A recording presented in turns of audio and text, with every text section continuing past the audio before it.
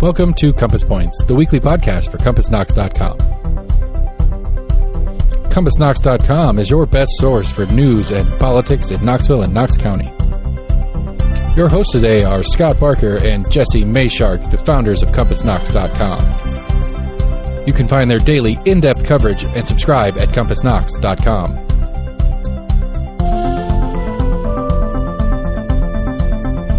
The Compass Point podcast is brought to you in conjunction with Almost an Agreement.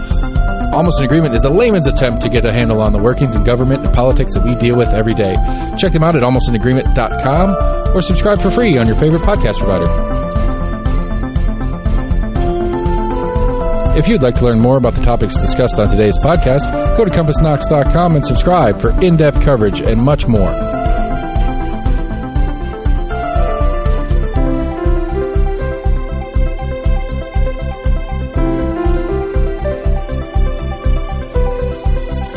And now, here are your hosts, Scott and Jesse from CompassKnox.com. Welcome to Compass Points, the podcast where we dive into Knoxville and Knox County news, politics, business, government, anything that really catches our fancy. I'm Scott Barker, co-founder, co-publisher, co-editor, co-reporter, co-photographer, co-everything at CompassKnox.com, and usually joined by Jesse Fox Mayshark, who shares all of those titles with me.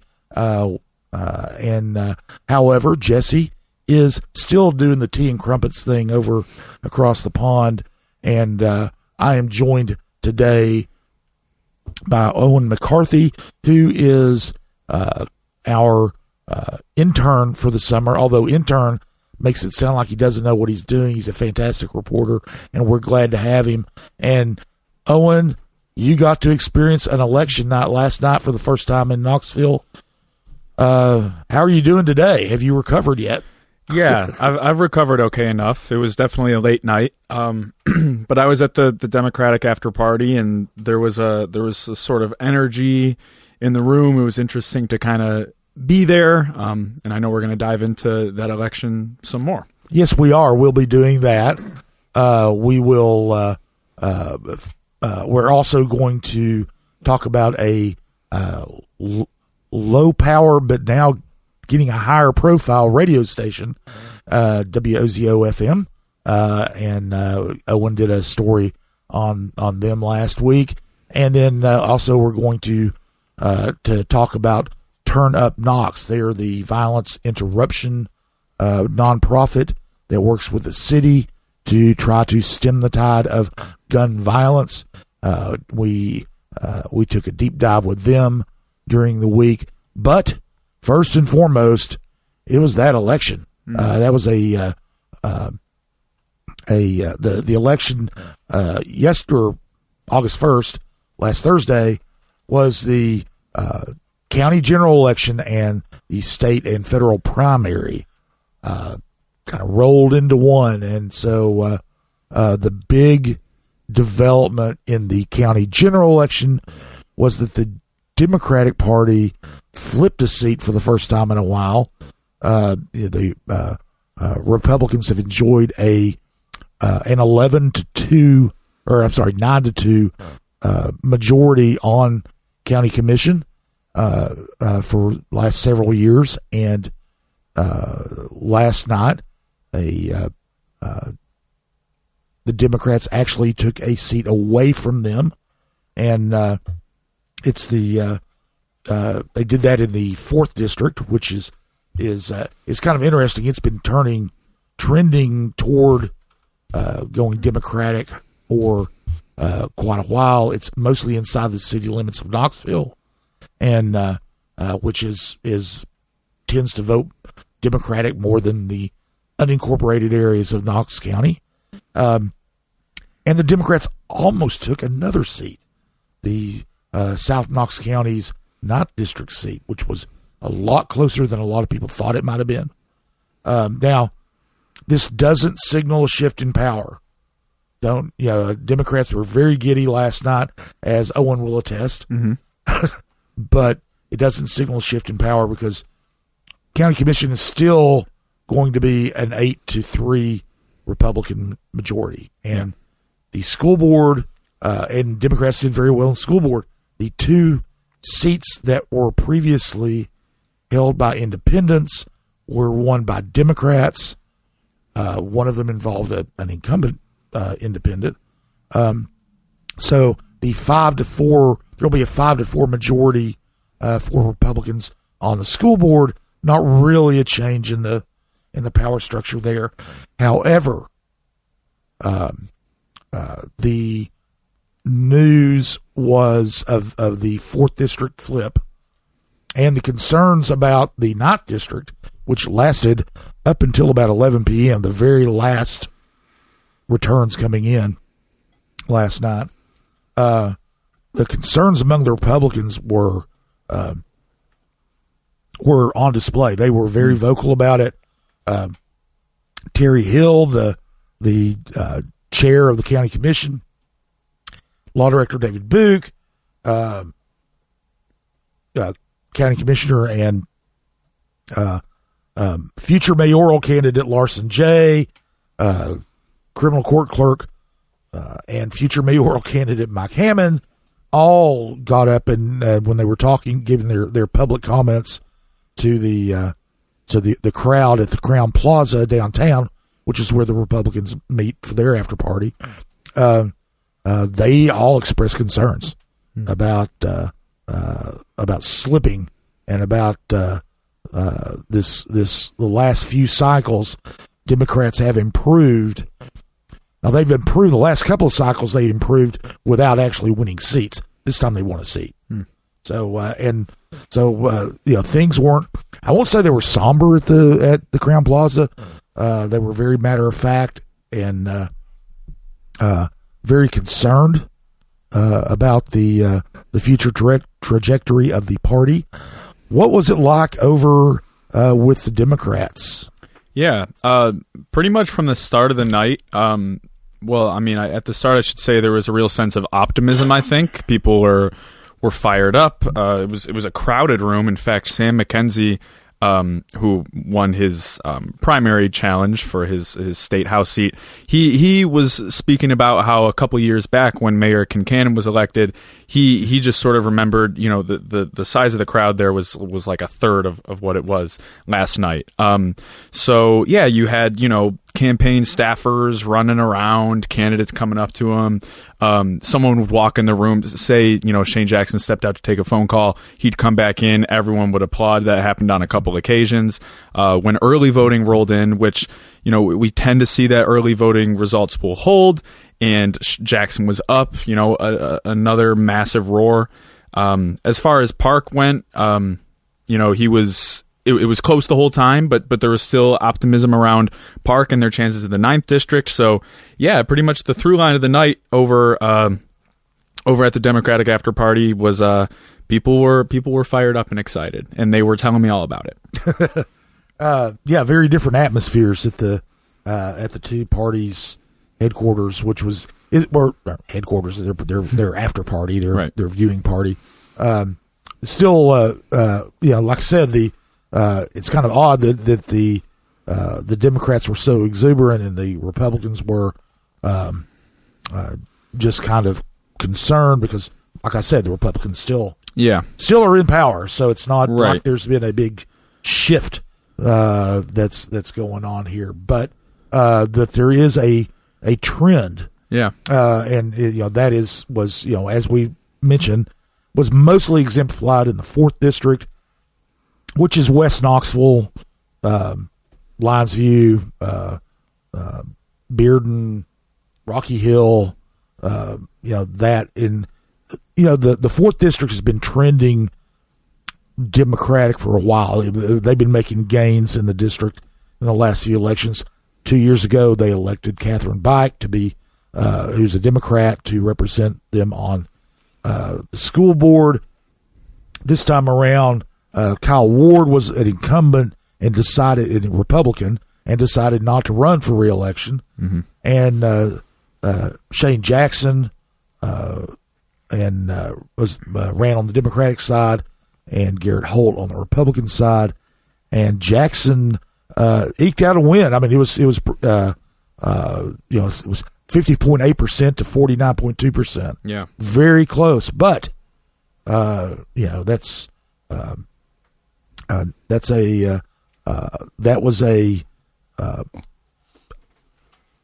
was an outcome that was within the realm of possibility, but I think most people would have handicapping that would have given the advantage to Holt, just because that seat has been traditionally Republican for years and years. Yeah. So what did Jackson have to say about that victory?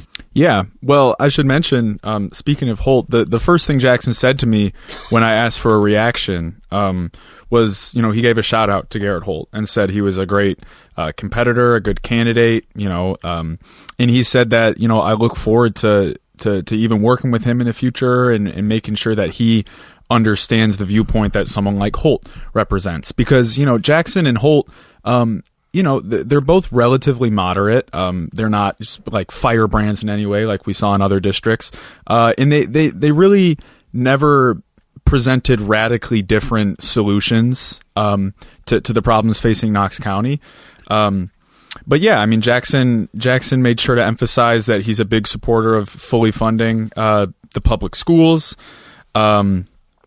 He's a big, he really thinks that his experience in the financial realm is going to really help out with the county trying to manage its debt crisis. That's really kind of, the chickens are coming home to roost right about now. So they really have to come up with some solutions. And he thinks that, his background in the financial world is going to really help with that.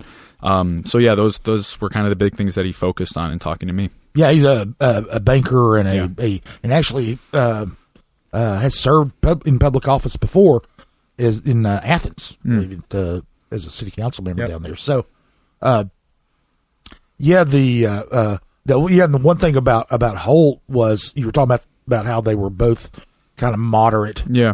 In fact, the there was a movement among some Republicans to prevent Holt from running as a Republican. Yeah. A rhino, as yes, they were accusing him of being a Republican in name only. He survived that challenge, and it's kind of interesting that in this race you had two people who were both fairly moderate, so there wasn't a whole lot that was separating them, other than the R and the D by the name. So the D's prevailed. Yeah. And as we said, that's not going to be an earth-shattering change on county commission. Republicans can still get anything done they want without Democratic help, but it is kind of an election trend to continue to watch in the coming cycles.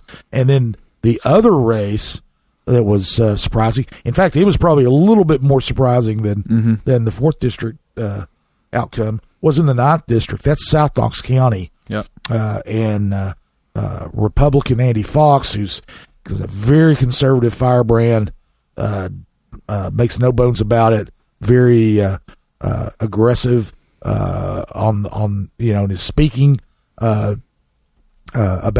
being a conservative and wanting to push forward conservative ideas. He was running against Matthew Park, who was he's Democrat. He's also gay. He would have been the first openly gay county commissioner had he been elected. But he's run before. He's seen as a very intelligent guy. He's the president of the Island Home Park Neighborhood Association, and was very highly regarded in the city precincts of South Knox County. Yeah. And then you had Stephen Smith was the third party candidate who didn't really get that many votes. He really didn't. He only got 368 votes. It wasn't 3.7% of the vote. So that was not much of a factor. But that district has been Republican for a very long time, and in fact, the old timers will remember Pinkston Motors on Chapman Highway was a stopping place for anyone running for office in the state of Tennessee. That they would drop in there and pay their respects to the Pinkston family. Howard Pinkston was a longtime county commissioner, so but that was a kind of a pilgrimage that all Republican candidates had to make. If you were running for governor or senator or whatever, you'd stop by there at least once. Anyway, but on Thursday, Andy Fox, the Republican, only managed to get 49.7 or 49.8% of the vote. He got less than it was a plurality, but not a majority of the vote. And Park was down to he was close behind at 46.5%. Mm-hmm. The margin was only 221 votes. Yeah, out of 6,841, so that was a really close call for the Republicans. They didn't talk about it a whole lot. I think that they're very concerned about what that shows, because it's one of those seats that they've pretty much been able to take for granted. Yeah, because the Pinkstons, we had Carson Daly, has held it for 2 terms. He's term limited. He couldn't run again, and he wasn't even opposed last time. So it was that might have been a bigger wake up call than actually losing the 4th district. Yeah, and then and it was interesting. I don't know that I don't think Park said much of anything after when the reports came in. I think you told me that he did not address the Democrats. Fox did, and it was kind of funny. Fox was this was the end of the night. It was the last speaker at the Republican after party. It was like 11 o'clock. Fox got in there and was very defiant. He thought some of the old guard Republican establishment, like former Knoxville Mayor Victor Ashe, former Knox County Mayor Mike Ragsdale, worked against him. Of course, they did donate to his to Park's campaign. At least Ragsdale did. Yeah. He thought the third party candidacy was a little contrived to harm him. Yeah. He said that by golly he was going to go out there and represent conservative Christian values for the next 4 years. It's kind of interesting because it was almost like he talked as though he had a mandate. He won, but I don't know if I would call only getting 49% or less than 50% of the vote a mandate. It definitely doesn't mean that everyone who elected you is really wanting those Christian and conservative values, but alas. Yeah, well, we'll most of the Republicans are conservative down in South Knox County. Yeah. But certainly not the election results speak for themselves. Yeah. That not everyone in South Knox County is conservative. So right. And we'll see how Fox fits in on the commission. One of the things that was interesting, and he mentioned this too, is he did not get the endorsement of the East Tennessee Realtors, and he's got a very unusual take on development, which has been a big issue here. He's been he is very much against increased density in development, which kind of runs counter to the prevailing thought, planning commission and county commission and city council. But the reasoning behind it is not really so much to preserve farmland, but to preserve Republican majority in outside the city limits of Knoxville because he equates higher density with stronger Democratic Party. And if you keep the density low, in his reasoning, the Republicans will prevail. So strange. It's an interesting take. Yeah, I'll say that. Other county commission races. Dacia Lundy was the first district representative, and she did not run for re-election. And Damon Rawls, Democrat there, won handily, 76% of the vote, 3 out of 4 votes. Yeah. Not a surprise. Not a surprise there. Yeah, because the District 1 is the most consistently Democratic voting district in the county. It is East Knoxville, through downtown Lonsdale, a large, a lot of these, it's a majority-minority district, so, typically votes Democratic by a huge margin. In the second district, Courtney Durrett won re-election. She, too, is a Democrat. She won it easily. It was a 3-way race, but she got 62% of the vote. District 5, where John Schoonmaker was term limited and could not run for re-election. District 5 is Farragut, Southwest Knox County, and we talked about District 1 being firmly Democratic. You don't get more Republican than District 5 in Southwest Knox County. And indeed, Angela Russell, the Republican candidate, easily won that race. Terry Hill, the commission chair, won her race in Northwest Knox County fairly easily. She had almost 59% of the vote. Russell got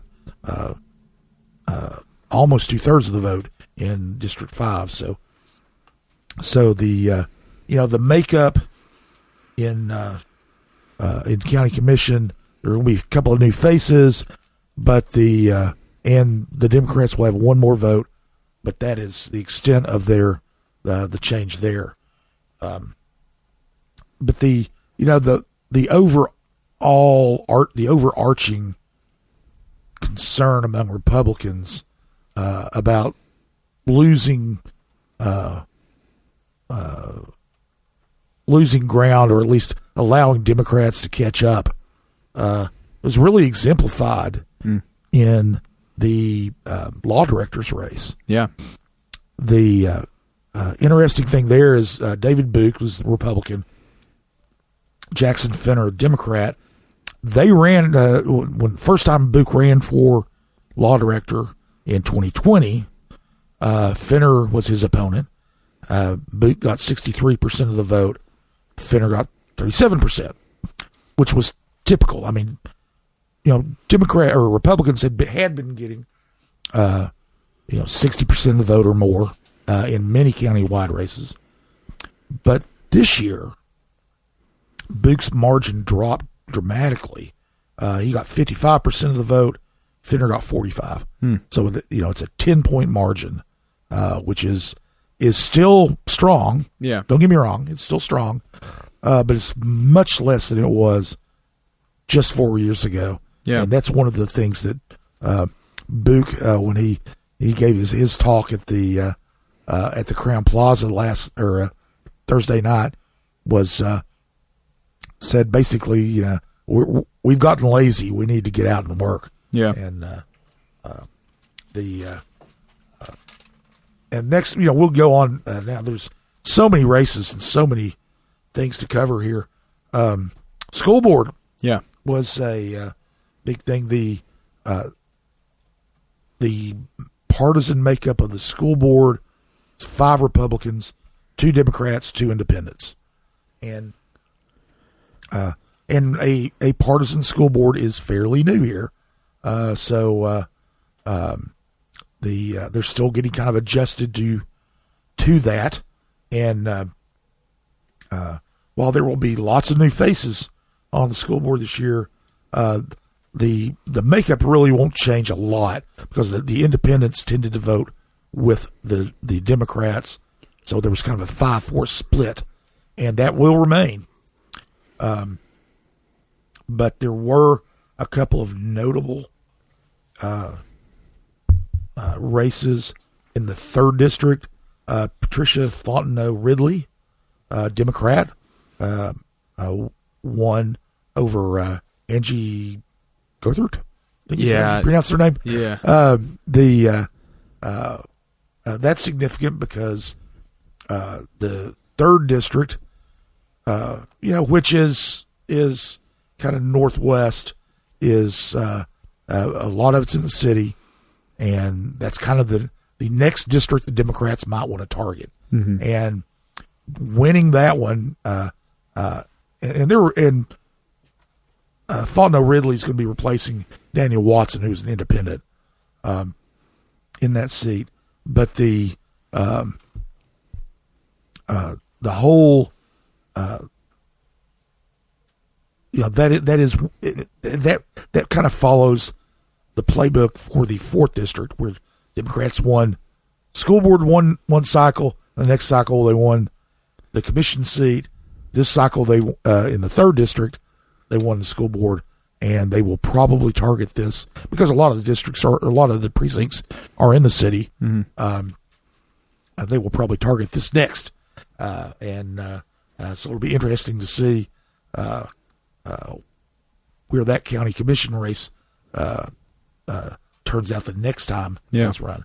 Another race, and this was could be a surprise, is Ann Templeton, a Democrat, defeated incumbent independent Jennifer Owen and incumbent but very conservative newcomer Pat Paulus in a 3-way race in District 2.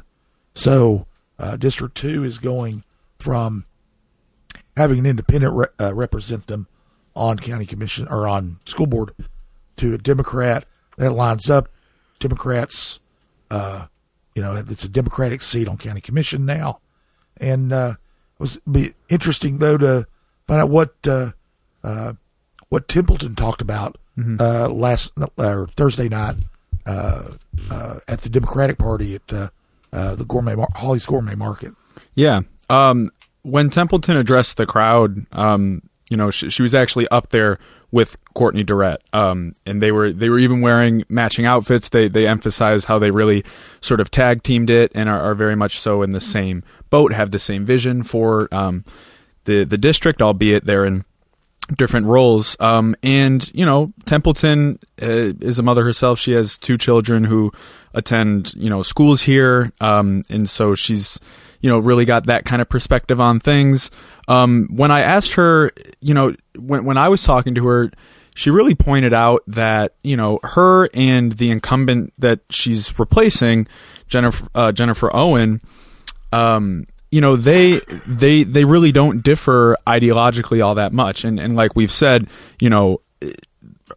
Templeton being there versus Owen is not going to shake up the political dynamics. If you think about some of these key issues like approving charter school applications or, banning certain library materials, it's not going to be a big change. But Templeton was sure to say that her approach to leadership is different than Owen's. And how she thinks of her approach to leadership is similar to the approach she took in her campaign. And it's just all about the grassroots aspect. It's all about, she kept saying boots on the ground.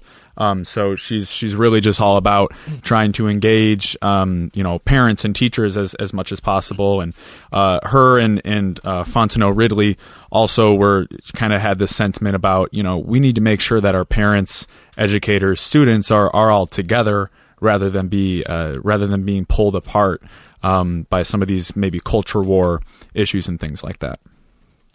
I mean, I think that race, as well as the county commission race, a couple of these county commission races kind of underscores the partisanship that's happened. I mean, looking at the numbers, you would think that a lot of the Owen voters, had she not been in the race, would have probably gone the same direction. So it would have been an even larger win by Templeton. That would be my presumption in it. And so it seems that district stays heavily blue like it always does. And Owen's lost by sticking to her independentship as much as it is her way of running it and stuff like that. It's kind of how I see a little bit of the breakdown in that particular race. Yeah, I think that it's hard to quantify or say with certainty, but I would think that in that district, Owen running as an independent instead of running as a Democrat. Right. Down ballot voters doing what down ballot voters do. Yes. Is they start at the top and they work their way down. I'd be curious, this is a terrible question to put you on the spot on, of the primaries pulled in District 2, do we have a guesstimate of how many pulled the Democratic primaries? Because I'll bet most of them were, you know what I'm saying? Well, we had primary figures on that, and more Democrats pulled her, right? Yeah, than Republicans. And I think, like I said, I think Owen suffered from her insistence on staying as an independent, which I philosophically agree with personally, but as for the pure politics of it, that might have been a mistake on her campaign side. Well, just a couple of cycles ago, school board races were all partisan. You know, it was not a and only see, this would be at least only the second election where they've been partisan. So, and that's kind of being ironed out. And it mostly plays out in real controversial items like charter schools, like library materials, those types of things, diversity efforts, things like that, where that's where the partisanship has kind of played in, and it's kind of the school board now is kind of an interesting hybrid of hyper-local issues, like what's going on with each individual school, what's going on within the district itself, like with special education, things like that, and then these national cultural wars that are trickling down and kind of blending in with these local issues. Yeah, and they are trickling down. I mean, we had this summer, we've talked about it, the new library materials policy that essentially is trying to bring the schools in compliance with state law. And so I asked Templeton a little bit about her thoughts on that whole culture war issue. And, she pointed out she herself is a woman of faith, but she does not believe that, some sort of dogma necessarily should dictate what is in school libraries and what is not. So, yeah. Well, one thing we were talking about, mentioned the mandates from the state. We also had state primaries Thursday. There were most races involved either incumbents or their challengers in their party primaries who were unopposed. So there were very few choices to be made, but two legislative races were stood out because they had involved incumbents with primary challengers, and strong incumbents with primary challengers in the District 15 House race, which is a reliably Democratic seat. Daisha Lundy, who was on the county commission, challenged Sam McKenzie, who's been the couple of terms as state rep for the 15th district. She ran. It was kind of interesting. The talk about that race all centered around education. Yeah. McKenzie's a big proponent of traditional public schools. Yeah. He's a product of public schools. Went to graduate from Austin East High School. Was in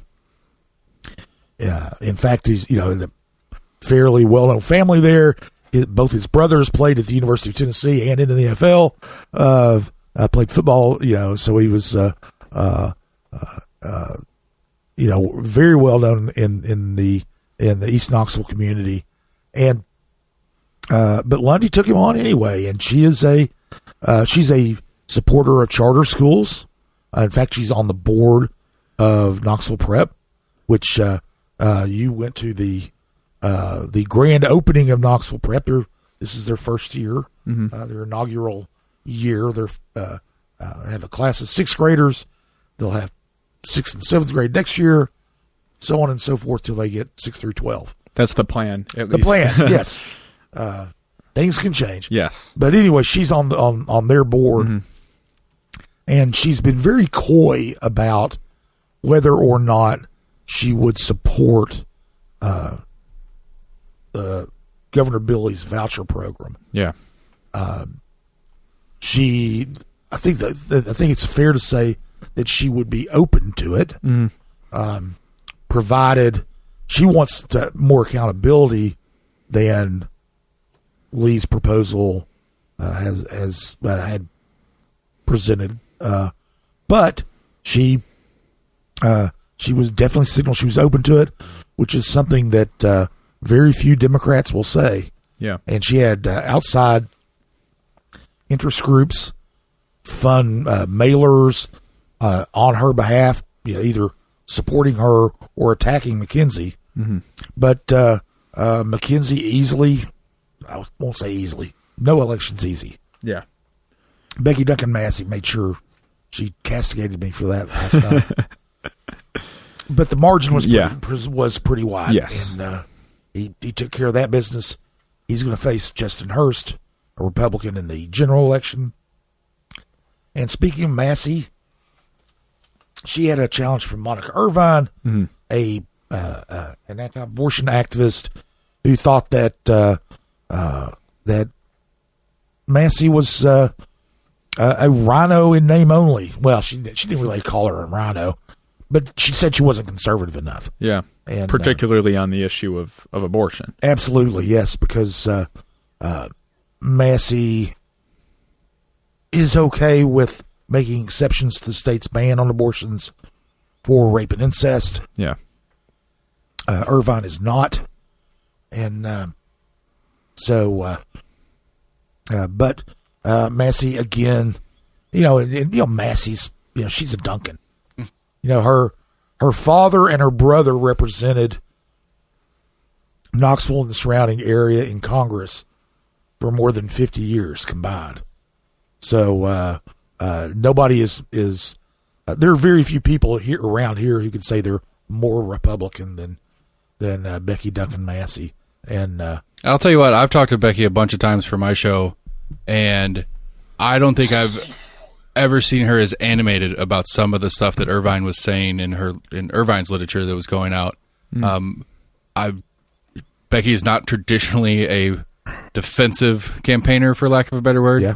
But she made a point to clarify some facts, and I was surprised by that, just because of her general normal campaign strategy, which seems to work well for her. But she felt the need this time to defend it a little bit, and I thought that was a quite interesting development, at least in that primary race. Yeah, the one thing about Massey, she is kind of granted she is a little old school. She says that she likes to say that you can disagree with her as long as we're civil, we can talk about it, things like that. But I don't think that she when she feels like she's been mischaracterized, then she gets a little. She's not above correcting. Yes, the record. Well, and she's she learned politics from a couple of the best political strategists around here, and that was at the dinner table, right? So but anyway, she's going to go on now and face DeMonica Bryan in the general election. That's going to be in November.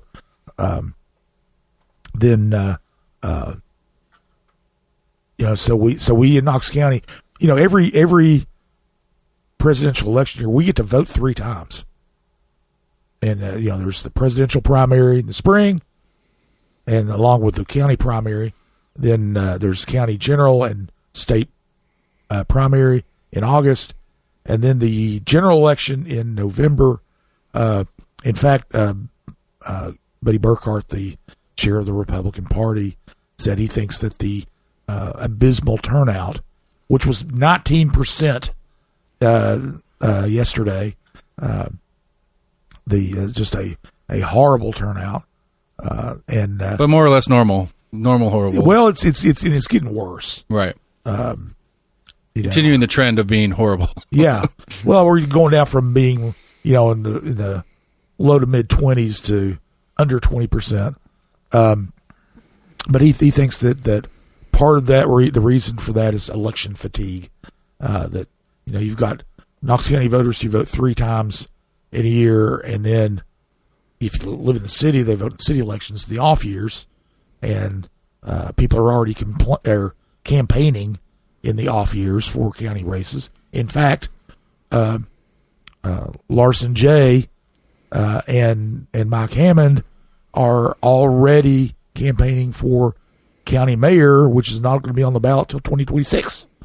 So, anyway, the other notable primary race was the U.S. Senate race in Tennessee. Incumbent Marsha Blackburn, a Republican, is running, but so is Knoxville State Rep Gloria Johnson. She blew out a 4-person field yesterday in the statewide primary for the Senate seat, the Democratic primary for the Senate seat. She got 70% of the vote. 90% of the vote. 90% in Knox County. 70% gotcha. Statewide. But in fact, she's not been in Knox County much lately. She's really been campaigning across the state. In fact, her election night watch party was in Memphis, right? Which is, of course, the home to the largest concentration of Democratic voters in the state. Mm-hmm. So she was there. She came to really made a name for herself, not just in the state but across the country as one of the Tennessee Three. Mm-hmm. She almost got expelled from the state house for protesting, in favor of more firearms restrictions. She is probably the biggest named Democrat to run. Well, she is since Phil Brazen ran against Blackburn 6 years ago. But I think that she's got a real uphill battle. Mm-hmm. Blackburn, first of all, Tennessee as a whole, it's a very red state. We haven't elected as a senator from the Democratic Party since the 90s. The Blackburn is very popular in the suburban counties around Nashville, which are growing in population and are kind of bastions of conservative ideas in Tennessee. So Johnson's got a real battle ahead of her, mm-hmm. but she's also got a fallback plan. Yes, she has already won the seat. She is essentially already been reelected to the state legislature. The Republicans didn't even put anybody on their side of the ticket. She had no primary challenger for 90. Yeah. So she just keeps 90 unless she wins the Senate seat. That's something to think about too. Just looking at the Knox County turnout, you had 31-ish thousand pull the Republican primary to vote for Blackburn or this Trey fella, versus the about 22 total that pulled the Democratic primary. And so you've just got to take that math. That's about accurate math for the demographic of Knox County. And then when, like you said, when you get out into the more rural areas, they're going to shift hard the other way. And so I would predict that that's probably an accurate forecast for the November election for this race as well. And she may do better in Knox County because of her localness, but it's still, I would be surprised if she won Knox County by itself, let alone the statewide race. Yeah, it's tough for any Democrat statewide in Tennessee right now. Yeah, I mean, when you had 6 years ago, you had a very popular and well-respected former Tennessee governor running against Blackburn, and she cleaned him up. So it was I mean, Phil Breslin, there's nobody who doesn't like Phil Breslin, I don't think. That even Republicans like him. But he just, voters just were not going to vote for a Democrat. Yeah. I mean, I did this story a while back about Gloria Johnson's campaign, and I just want to add in there, even though it does, we keep using this uphill battle word, that's exactly what she said to us. So, she's aware of it, her and her team. But, the way that she's kind of rationalizing it or kind of maintaining optimism is, there's been polling, particularly from Vanderbilt University, where on all, these key issues like Medicaid expansion, abortion rights, things like that, that actually, people, the majority were with kind of more of the traditional Democratic perspectives. But the issue is Tennessee's not good with voter turnout. So she basically thinks if we can get a bunch of just kind of average apolitical people out there and really make sure we're focusing on these issues, she thinks she has a legitimate chance. Yeah, and it's a really good point. Tennessee is the last election we were the worst state in the union for voter turnout. Finished 51st when you all the states in District of Columbia. So yeah, we're Tennessee, that voter turnout, and there is that kind of dichotomy between what the polls say and what the election results are. But that's something that I think happens a lot nationwide, where you talk about individual issues, and a lot of voters will be more in favor of I don't want to say democratic stances, but yeah, democratic stances. Abortion, for instance, is one where consistently across the country polling shows that people want access to abortion. They want it to be safe. They want it. They want they want consideration for people who have been raped or victims of incest. But they don't vote for politicians that are thinking that way. Right. So they for whatever whatever combination of reasons, they just don't do that. Yeah. And some of it is they just, especially when you get older, they just don't, they're just not going to vote for the other party no matter what. Yeah. I mean, I know people who absolutely, in the last presidential election, absolutely were disgusted by Donald Trump. Yeah. And voted for him anyway because they just couldn't bring themselves to vote for a Democrat. Yeah, and, perhaps. And it goes the other way, too. I'm not, yes. Very much so goes the other way. So, so that's, Johnson, I don't know. I don't want to, I'm not going to make a prediction here, of course, but yes, she's got a challenge. But it's a challenge that she might be able to meet because of that polling. Yeah. And because of her popularity. So just the fact that her popularity. She has name recognition, state and national, which is positionally is rare for her position to be running against an incumbent like she's running against and stuff like that.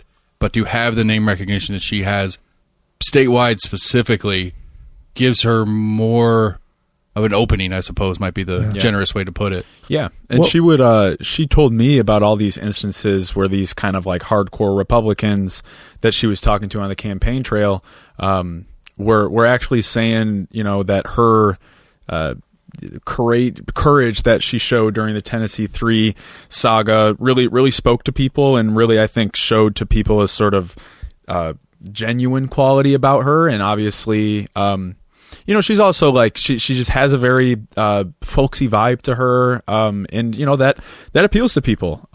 So yeah, and then of course, being a Senate race during an election year, one thing that will factor in is kind of how the presidential race, plays out between Trump and Kamala Harris. Right, and with the change Harris, to Harris, that has really gotten a lot more groundswell that word that I'm failing at. A lot more people are interested, because there were a lot of people that I've talked to when we talked about this presidential race. They're like, "Yeah, I don't want to bother. This is dumb." Yeah, and so you have to factor in the people, like you said, that hated Trump but voted for him anyway because they couldn't pick a D to save their life. That part is at least half out for a lot of people in this election with the insertion of Harris into this conversation. Yeah. Well, we get to talk about this from now until November. Yeah. So we'll go ahead and move on from it for now. We will have some more reporting on the outlook or the outcome from Thursday in the coming week. I want to turn our attention now to Turn Up Knox, which is a nonprofit that focuses on violence interruption in the city of Knoxville. It's a group that's funded by the city for the most part. It is a nonprofit, and what they do is they go out and try to talk people out of killing each other. Essentially, I sat down with Denzel Grant, who's the executive director, and his staff last week, and really kind of delved into what they do. One of the, they were formed in 2022 after the murder rate had spiked in the last couple of years in Knoxville, particularly in low-income and African-American neighborhoods. Grant had come from the Black Lives Matter movement, but he told me that he wanted to do instead of protesting, which he said there's nothing wrong with protesting, he did it, but he wanted to be kind of part of the solution from the inside. And so he talked to the city. They talked about forming Turn Up Knox, and it's a kind of an interesting approach. The people who work there, about I think 6 people are on the staff who do violence interruption, and they're people who grew up on the streets of Knoxville. They're especially in some of the hard hit neighborhoods. Grant himself grew up in East Knoxville. Others grew up in Lonsdale or Western Heights. It was these neighborhoods where they experienced, at least witnessed violence firsthand. Some of them experienced violence. We had their family members killed.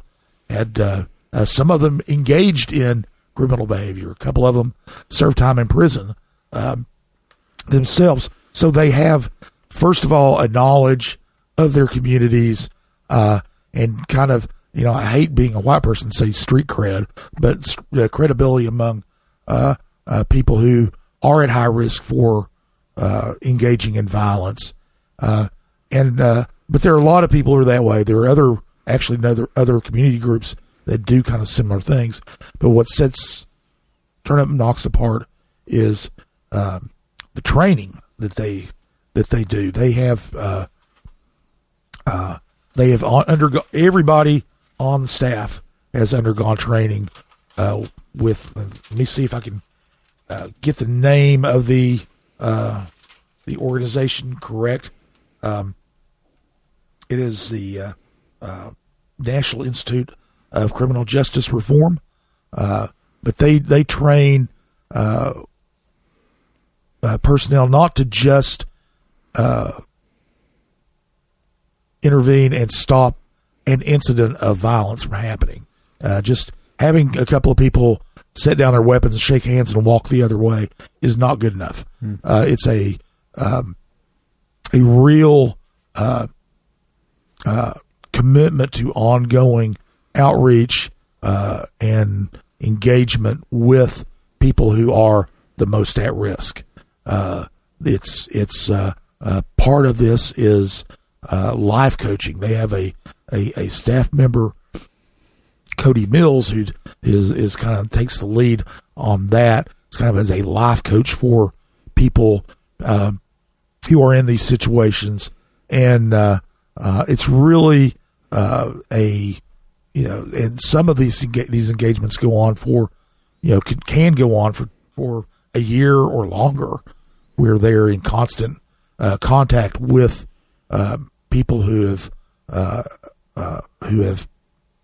either experienced violence themselves, loved one who has, whatever, but the people who are at the most risk, and they go to crime scenes.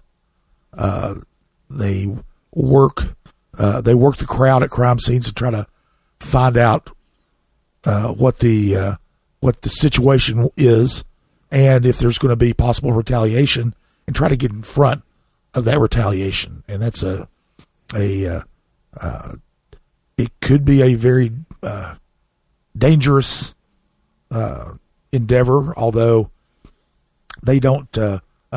Grant and his staff basically said, we people understand what we do, and they're not antagonistic for them. And they also provide, kind of a sense of confidentiality. They keep so that if someone comes to them and talks to them, the people who might retaliate against them won't know about it. The police don't necessarily know about it. It's just kind of trying to build trust in the community. It's one of those things too that we were laughing because it's you almost can't quantify what they do, because it's kind of a negative. You can't count the things that don't happen, and they succeed when someone doesn't shoot someone else. Right. And when they first started out, there was some concern that they were going to be taking orders from KPD and working closely with them, and they do interact with KPD a lot.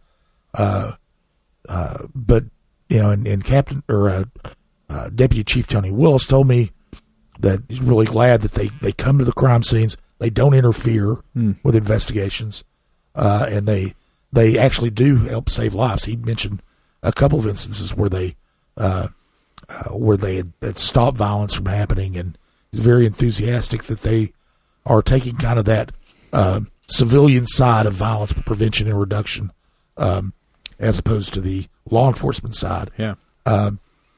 And the organization works very closely with the LaKenya Middlebrook, who is the head of the Community Safety and Empowerment Office with the city. They're in charge of all of the violence reduction efforts, and there are others. They're not; these aren't. Turn Up Knox isn't the only game in town. Yeah, but it is the most prominent one, and it was very eye-opening to talk with them, to find out exactly how much training and work goes into this before they even try to intervene in a situation. And as I said, it's hard to quantify, but Middlebrook was saying that while the murder rate right now in Knoxville year to date is pretty much running similar to what it was last year, but the non-fatal shootings are way down, and she said that some of that could probably be attributed to the work of Turn Up Knox and other violence reduction initiatives, because a lot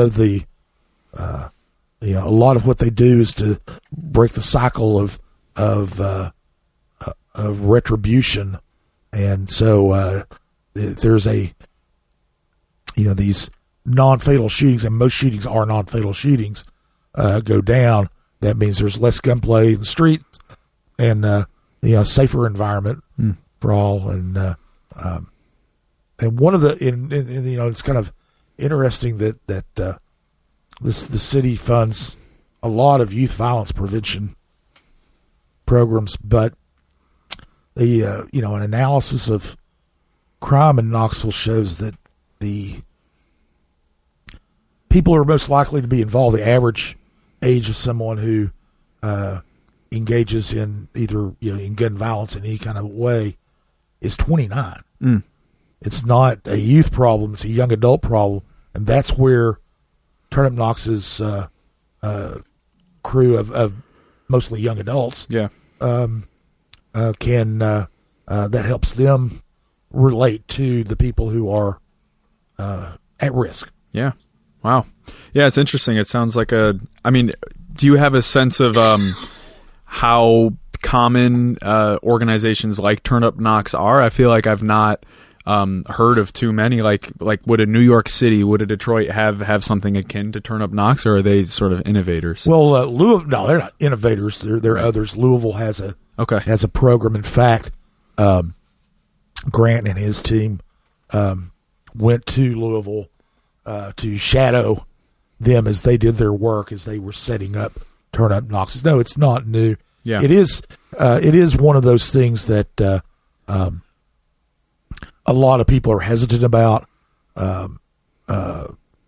It's because the perception is that the police are going to take care of crime, right, and that it's a law enforcement, that violence is a law enforcement issue.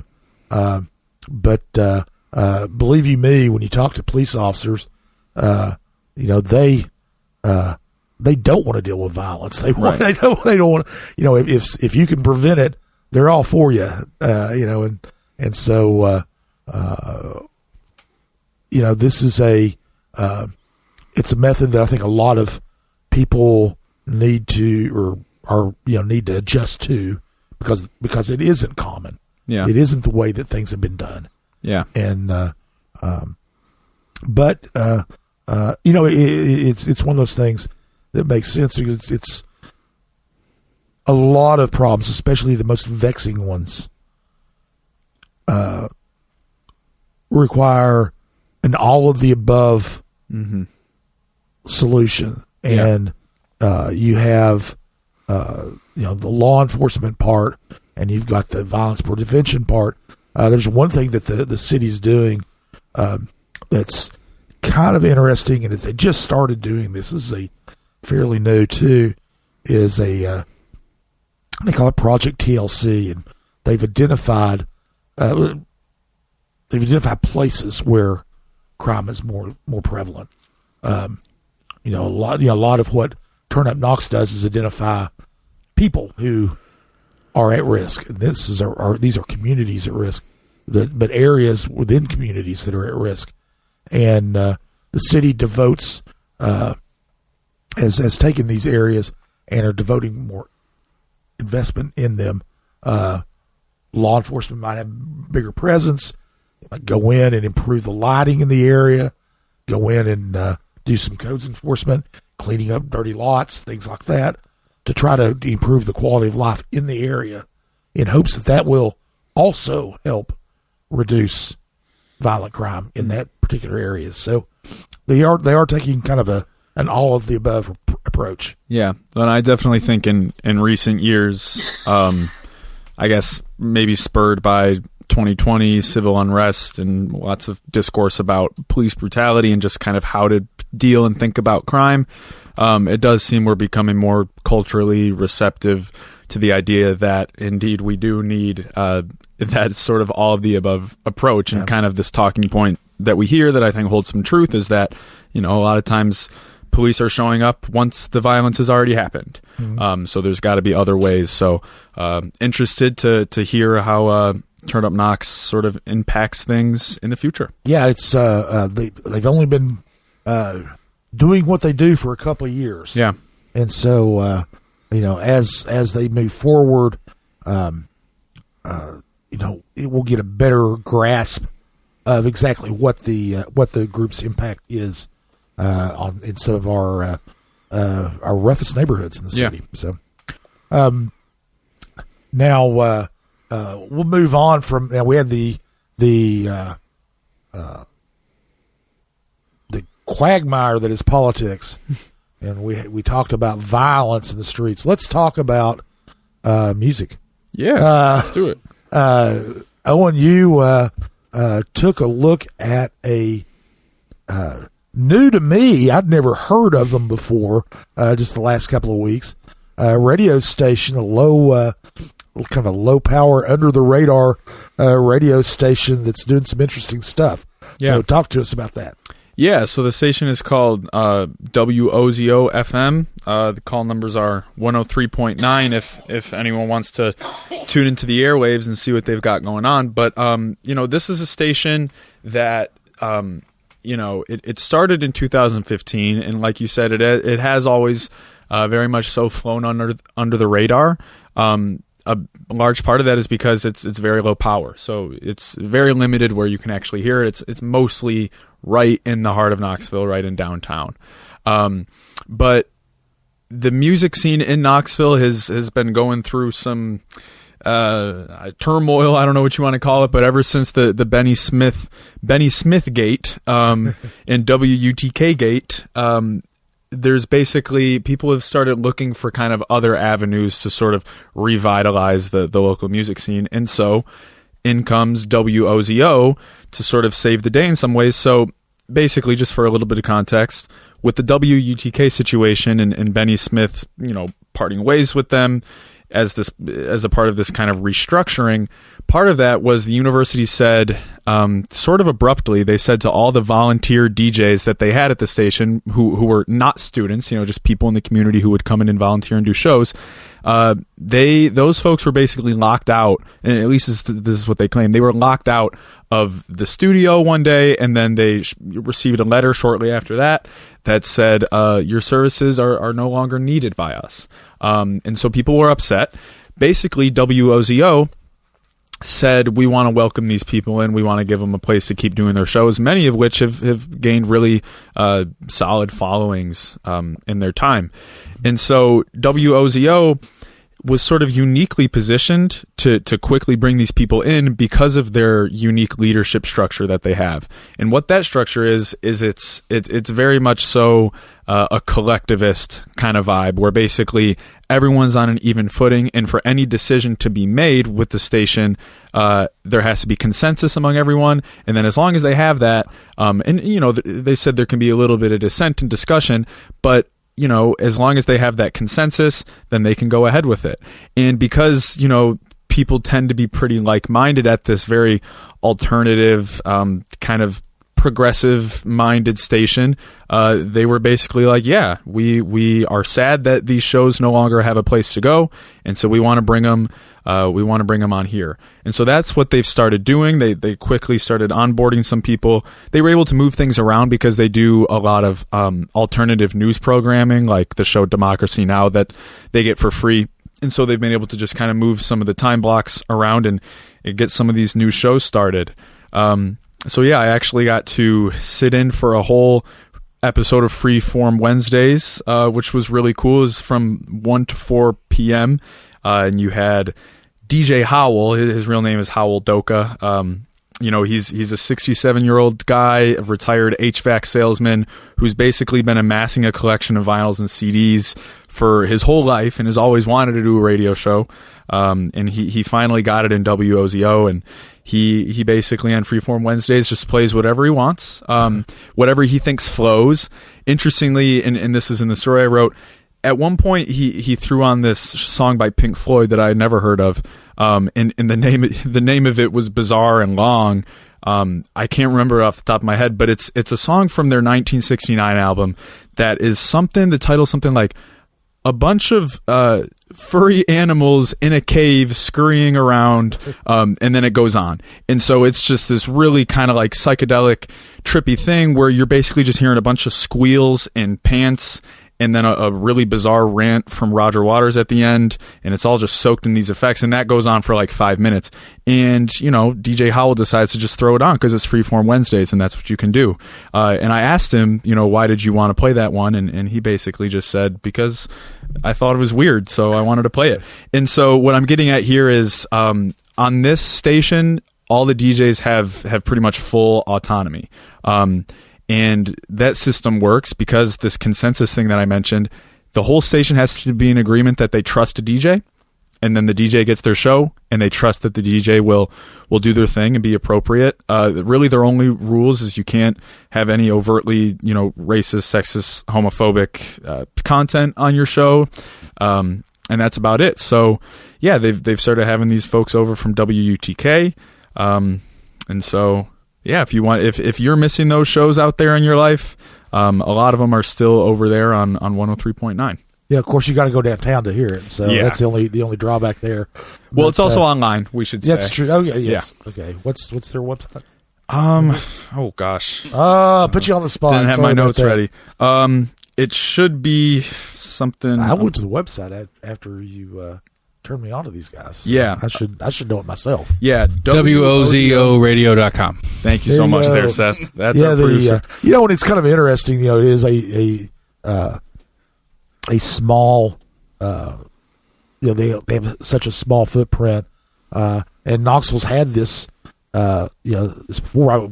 One of the radio stations that I listen to is Falcon Radio, the student-run radio station at Fulton High School, which I can actually see from my front yard. But when you get out of North Knoxville, you really can't hear it. It's an educational training thing for them. It's kind of a fun thing.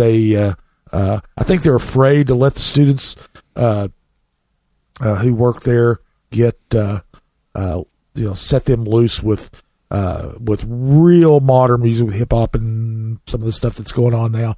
So it's all oldie stuff, which is really, of course, I'm an oldie guy myself, but I'm an old man. So all these songs they play all these songs from my childhood and my teenage years. So it's kind of fun. And then years ago, first part of the century, there might be people who remember a rogue radio station that went by the call letters KFAR, which aren't real, because in the East Coast, east of the Mississippi, radio stations begin with the letter W, but KFAR stood for Knoxville First Amendment Radio. It was a kind of a pirate station that ran out of a place in Vestal for a while, for some time, and they were unlicensed and just did what they wanted. They played a lot of interesting stuff. None of this stuff is stuff you're going to hear on the regular radio. I mean, when you run across these kinds of stations. Yep. And of course the FCC closed down KFAR once they tracked them down, and now, to be cleared, WOZO does not have that problem. They do have a license, and they are legit. So if you if your musical taste run to the more eclectic, and you don't like the programming you get from regular commercial radio, and you happen to be downtown, WOZO might be a good alternative. At least you check them out. So that was our week. That was, like we said earlier, is mostly the election that ate that up. We don't have an election next week, but we do have some things coming up. The school board is going to hold their monthly work session and regular meeting. Work sessions on Monday, regular meetings on Thursday. They're both at the Summer Place conference or meeting room in downtown Knoxville, 5 p.m. One of the things that they're going to be talking about that was kind of interesting when I was looking at their agenda is a differentiated pay plan, which is a fancy way of saying these are all the different bonuses and extra stipends that we give to teachers. And it's really interesting. They give there's a lot of talk about teacher salaries. They get raises. They got raises this year, but they also get bonuses and stipends. Like if you teach hard to staff subjects like chemistry or English as a second language, physics. If you're other hard to staff positions like school psychologist, you get bonuses for that. And then you can also, if you're training for them, get tuition assistance through the school system. They have stipends for special ed teachers, salary supplements for other teachers at some of the specialty schools like Richard Yoakley or Knoxville Adaptive Education Center. There's enhanced pay for lead teachers and regional administrators and all kinds of things. So they're going to take a look at that schedule and vote on that. And there'll be plenty of other stuff that they're going to be talking about, I'm sure, as well. Also then Tuesday at 6 p.m. in the main assembly room of the City County building, City Council will be meeting, and they will be voting on that new proposed election system that we talked about ad nauseum last week. This is the second reading of the ordinance that would put questions on the ballot in November for voters in the city to decide whether they want to adopt a new system themselves or have one thrust upon them, because we can't use the old system anymore. The state legislature made sure of that. So the proposal that's going to be under consideration would be a system where all the seats were at-large seats. There's be residency requirements for 6 of them that correspond to the current districts. There's other proposals. One that would change the cycle for the 5th district race to coincide with the other district races. Another that would change the way they vote. They settle tie votes in elections, and another that would let at-large candidates who win convincingly with more than half the vote in the primary to forego the general election. And then, there's that. Then if voters reject that, we'll have to adopt a default system that the state has basically said we'd have to do, and the city would have to then go to a setup similar to the counties, where there are districts and district reps. Only those district voters can vote for them in both the primary and the general election. So anyway, we'll find out what's going to be on the ballot then. Then on Thursday afternoon, 1:30, the Planning Commission will meet, and there is in addition to kind of all the typical rezonings and plans reviews and things like that, a couple of interesting things. One is Maddox Construction's wanting to build wants to change some zoning to get it's commercial zoning right now. They want light industrial. It's on Inskip Drive, North Knoxville, within eyesight of I-275. But there's no other industrial property around it. It'd be almost kind of like spot zoning, and so it'll be interesting to see how the Planning Commission resolves that. There's another kind of interesting thing in Fountain City. There's an existing strip mall there with where, if you're familiar with this, Panera is located there, and Smoothie King is wanting to move in at the end of the building, but they want a drive-through, and so they have to get special use for that. And it's be interesting. It won't be as interesting at Planning Commission as it probably will be if it goes to City Council, because one of the big pushes for Fountain City and all these corridors in the city has been to make them more walkable and make it easier for you to use sidewalks, things like that. It's generally perceived that drive-throughs don't encourage that. But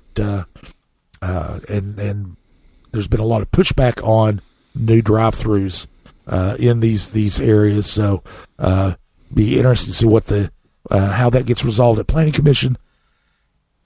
And there'll be lots of other stuff, and there'll probably be neighborhood protests and all kinds of stuff. So we'll be there and figure that one out too. So that's all coming up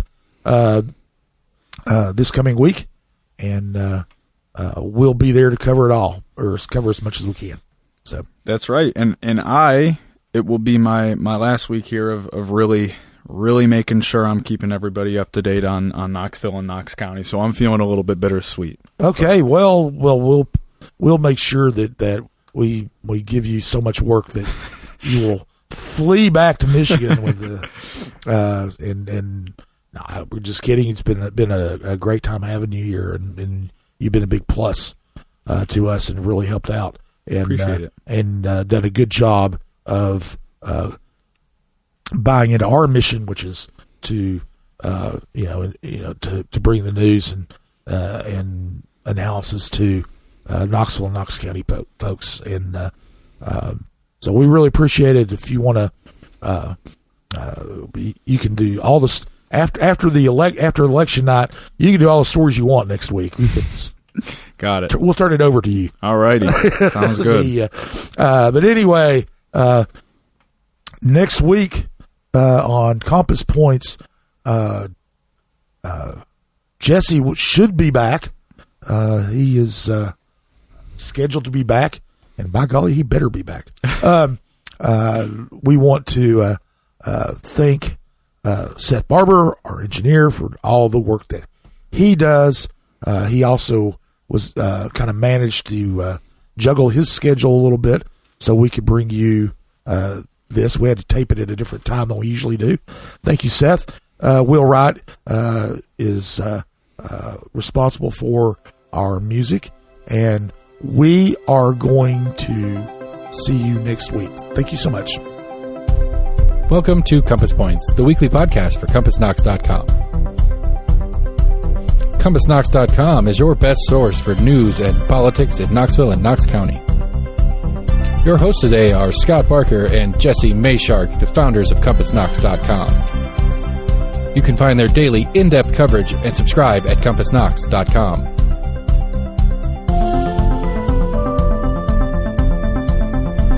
The Compass Point podcast is brought to you in conjunction with Almost an Agreement.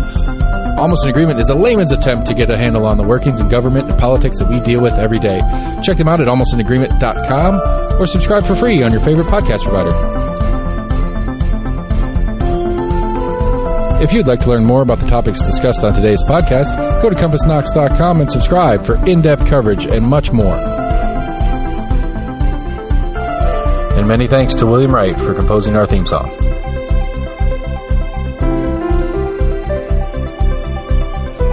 Compass Points is a partnership of Barking Shark Media and Barbarian Productions, and recorded by Lord Seth A. Barber at Barbarian Studios, Knoxville, Tennessee.